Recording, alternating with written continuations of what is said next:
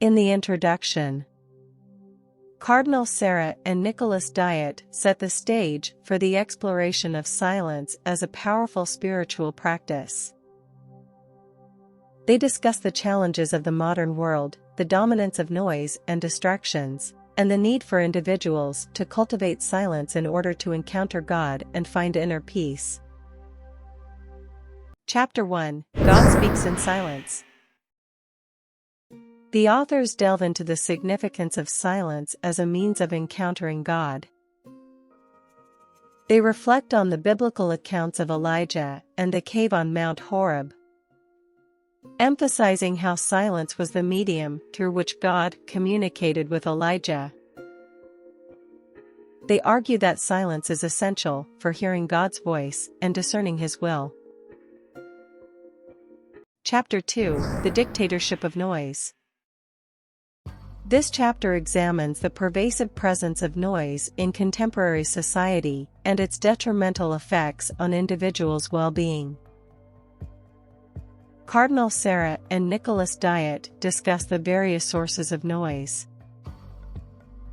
both external and internal, and how they can obstruct our spiritual growth. They advocate for reclaiming silence as a necessary antidote to the dictatorship of noise. Chapter 3: Silence versus the World's Idols. Here, the authors explore the contrast between silence and the worldly idols that distract and deceive individuals.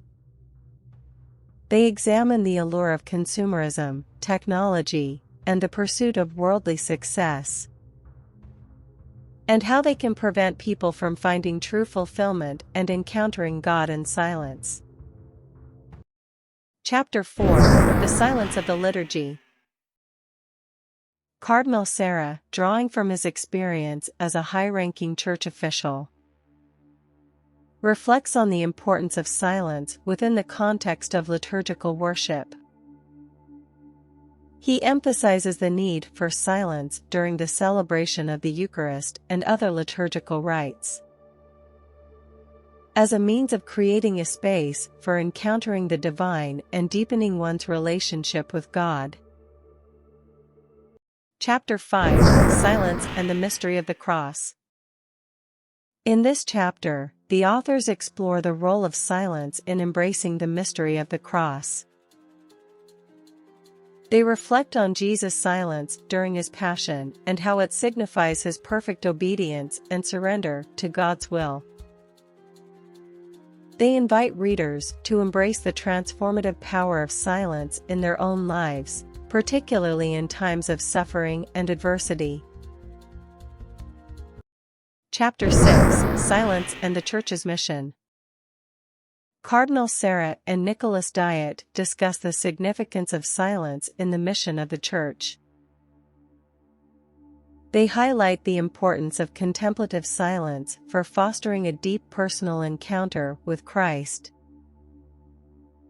which in turn equips individuals to proclaim the gospel with clarity, conviction, and humility. Chapter 7: Silence and the Family. In this chapter, the authors discuss the importance of silence within the family unit. They explore how cultivating silence can create a peaceful and harmonious environment, fostering deeper relationships and enabling family members to communicate and connect on a more profound level. The chapter also addresses the challenges of silence in family life and provides practical suggestions for incorporating silence into daily family routines. Chapter 8: Silence and the Priesthood. Cardinal Sarah reflects on the vocation of the priesthood and the critical role of silence in the life and ministry of priests. He highlights the need for priests to withdraw from the noise and distractions of the world, finding solace and strength in silent contemplation and prayer. The chapter explores how silence allows priests to encounter God more deeply, nourish their spiritual lives, and effectively serve the faithful. Chapter 9: Silence and the Missionary Life. In this chapter, the authors explore the connection between silence and the missionary calling. They discuss how silence can foster a deep personal encounter with Christ, enabling missionaries to bear witness to the gospel with authenticity and humility. The chapter emphasizes the importance of silence in listening to and understanding the cultures and contexts in which missionaries serve, enabling effective evangelization and the transformation of lives. Chapter 10: The Silence of the Saints. Cardinal Sarah and Nicolas Diat examine the lives of various saints and their relationship with silence. They highlight how the saints, through their profound interior silence, were able to radiate God's presence and draw others to Him. The chapter explores the examples of saints such as Saint Teresa of Lisieux, Saint John of the Cross, and Saint Teresa of Calcutta, emphasizing their profound spiritual union with God through silence. Conclusion.